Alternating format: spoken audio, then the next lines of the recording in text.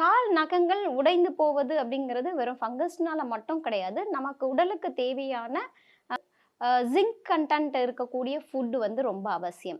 அந்த இம்பேலன்ஸ்டு டயட்னால கூட நம்மளோட நகங்கள் வந்து உடையலாம். அண்ட் இதுல ஏற்படக்கூடிய மாற்றங்கள், அதாவது ஒரு கருமை நிறமோ, இல்ல கருஞ்செம்மை நிறமோ, அல்லது பச்சை நிறங்களோ, மஞ்சள் நிறம், வெளிர் மஞ்சள் நிறம், அ மிகவும் வெளிர்த்து காணப்படக்கூடிய வெள்ளை நிறம், அ அதுக்கப்புறம் வந்து கரடு முரடாக இருக்கக்கூடிய மேற்புறம், இடையில வந்து மேடு பள்ளங்கள் தோன்றக்கூடிய தன்மை, இது எல்லாமே நகங்கள்ல ஏற்படக்கூடிய மாற்றங்கள். இது ஒவ்வொன்னையும் ஒவ்வொரு இண்டிகேஷன்ஸ நமக்கு குடுக்கக்கூடியது.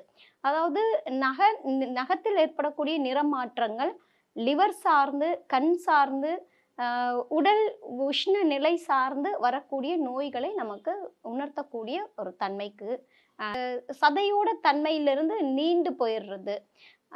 இந்த தன்மைகள் எல்லாமே வந்து ஃபங்கஸ் இன்ஃபெக்ஷன்னால வரக்கூடிய ஒரு தன்மை தான்.